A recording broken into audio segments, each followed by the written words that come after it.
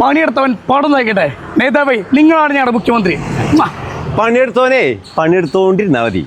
ഞങ്ങളുടെ നേതാവിനെ കേന്ദ്രം തീരുമാനിക്കും. രണ്ടാള് ഫ്ലെക്സ് അങ്ങോട്ട് ഊരിക്കോ.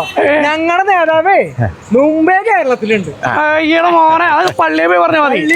കേരളത്തിലുണ്ട്. ഞങ്ങളുടെ നേതാവ് ജയിക്കും. ജയിച്ചോട്ടെ, ഞങ്ങളുടെ നേതാവ് ഭരിക്കും. നിങ്ങളുടെ നേതാവ് ഭരിക്കും. അപ്പോ നമ്മുടെ നേതാവ് തന്നെ ഭരിക്കും. അതൊക്കെ പള്ളിയെ പോയി പറഞ്ഞാൽ മതി. ഞങ്ങളുടെ നേതാവ് ഭരിക്കും. ഞങ്ങളുടെ നേതാവ് ഭരിക്കും. ഞങ്ങളുടെ നേതാവ് ഭരിക്കും.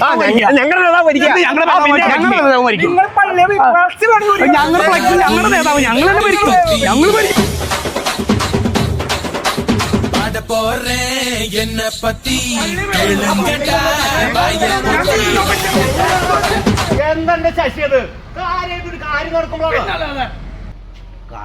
കാര്യം എനിക്ക് തോന്നുന്നുണ്ട്, നാട്ടുകാർക്ക് തോന്നുന്നുണ്ട്.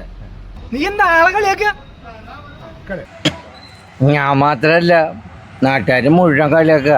അതിന് തമിഴ്നാട്ടില് ആരും ജയിക്കില്ല എന്ന് പറഞ്ഞ എൻ്റെ തള്ളപ്പറ്റി ജയിച്ച് മന്ത്രിസഭ ഉണ്ടാക്കി. അങ്ങനെ വേണം. അത് അവർക്ക് ജനാധിപത്യത്തിന്റെ സൗന്ദര്യം അറിയാത്തോണ്ടാ. സൗന്ദര്യം എന്ന് പറഞ്ഞാൽ നിനക്കറിയോ കേരളത്തിലെ ആദ്യത്തെ മന്ത്രിസഭ രൂപീകരിച്ച വർഷം? എനിക്കറിയാം. 1957 ഏപ്രിൽ 5. പക്ഷെ ജനാധിപത്യത്തിന് സൗന്ദര്യമുണ്ട്, അതെനിക്കറിയാം. Because I M brilliant. ജനാധിപത്യം നീനാൾ വാഴട്ടെ. അപ്പോൾ പൊക്കരി പൊങ്കൽ, പൊക്കരി പൊങ്കൽ, ആ പൊക്കരി പൊങ്കൽ.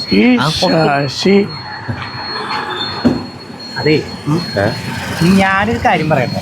ആദ്യം ഇവിടുത്തെ കാര്യത്തിൽ തീരുമാനം, എന്നിട്ട് പുറത്തുനിന്നുള്ള കാര്യങ്ങൾ തീരുമാനിക്കാം.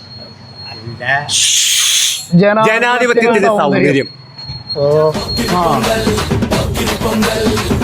எலும்ப ஒடிச்சு வச்சு அடுப்பெல்லாம்